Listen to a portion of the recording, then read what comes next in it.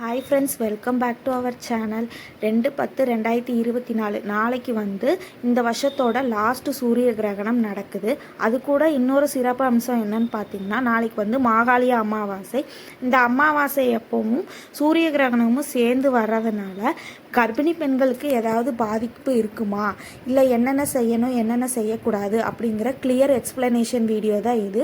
Video ரொம்பவே யூஸ்ஃபுல்லாக இருக்கும். அதுக்கு முன்னாடி நம்ம சேனலை இன்னும் சப்ஸ்கிரைப் பண்ணாதவங்க சப்ஸ்கிரைப் பண்ணிக்கோங்க. கீழே இருக்க பெல் ஐக்கானை கிளிக் பண்ணிக்கோங்க. அப்போ தான் நம்ம போட போகிற வீடியோ உடனே உங்களுக்கு நோட்டிஃபிகேஷனில் வரும். ஓகே ஃப்ரெண்ட்ஸ், டுடே வீடியோக்குள்ளே போகலாம். ஃபஸ்ட்டு இந்த சூரிய கிரகணமும் அமாவாசையும் நடக்கிறதுனால ப்ரெக்னென்ட் லேடிஸ்க்கு ஏதாவது பாதிப்பு இருக்குமான்னு பார்த்தீங்கன்னா இல்லை.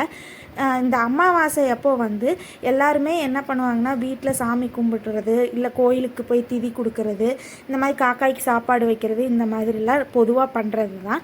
நாளைக்கு கிரகணம் இருக்க போகிறதுனால, கிரகணம் என்னமோ நைட்டு தான் ஆரம்பிக்குது, இருந்தாலுமே காலையிலேயே அதோட தாக்கம் இருக்கலாம்.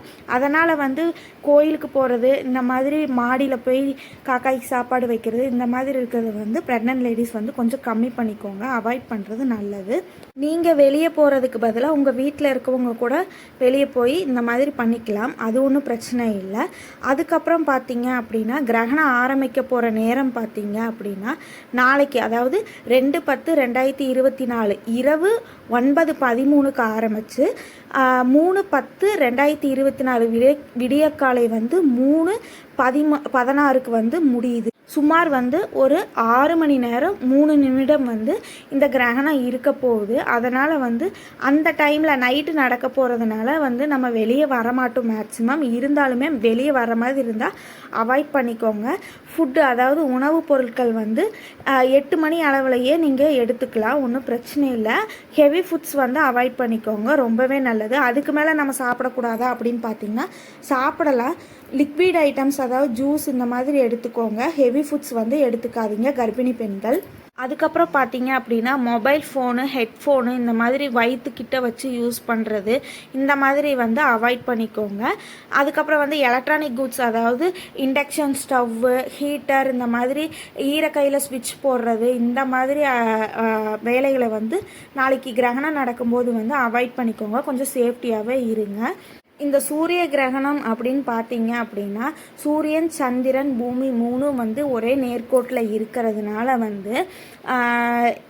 சந்திரன் சூரியனை மறைக்கிறது தான் நம்ம சூரிய கிரகணம்னு சொல்லுவோம். இந்த டைமில் நம்ம கோயில் போய் வழிபடுறது அதெல்லாம் முடியாது.